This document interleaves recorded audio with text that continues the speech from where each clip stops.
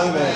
Alléluia. Amen. Donne un amen de victoire. Amen. Ce matin, ne promène plus de regards inquiets sur ceux qui te menacent. Ne te pose plus de questions. Le temps est parti. L'homme promène des regards inquiets parce qu'il est dominé par le passé. Et même parfois par le futur. J'ai aimé l'expérience de pasteur Gladys. C'était à la réunion de couple. Elle nous a partagé son expérience. Parfois on regarde quelqu'un, on ne sait pas ce que la personne a traversé. Ça fait des années qu'elle n'est pas mariée. Qu'est-ce qui se passe? Prends le temps de prier pour la personne. Ça fait des années que la personne est mariée. On ne voit pas d'enfant. Qu'est-ce qui se passe? Elle, dans son cas, elle concevait et les grossesses partaient. Et une fois, elle a dit, j'avais tellement perdu espoir. Je suis tombée malade, on a fait des examens, le médecin a dit, tu es enceinte. Des regards inquiets s'installent dans son cœur, elle se dit, c'est comme d'habitude. Je conçois et puis ça part, donc ça partira. Mais j'aime le Dieu de la Bible, le Dieu des promesses.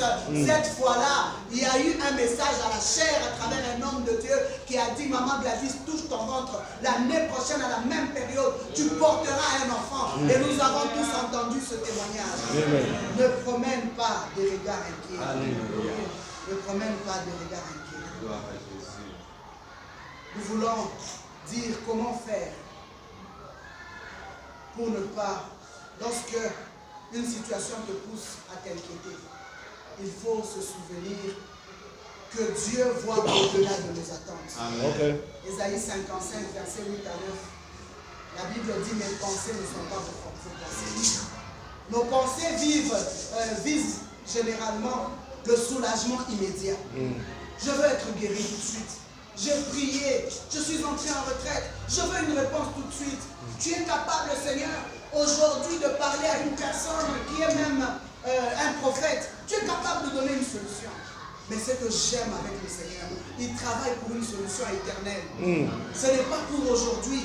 C'est vrai, on aime chanter Nzambe Alléluia. Oui, il est capable de le faire. Mais lui, il est le Dieu qui travaille pour une œuvre éternelle. L'œuvre pour laquelle on parlera un jour.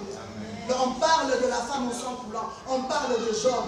Demain, on va dire, il s'agit de tel frère, il a eu tel problème, il a prié pendant 10 ans, et voilà ce que le Seigneur a fait.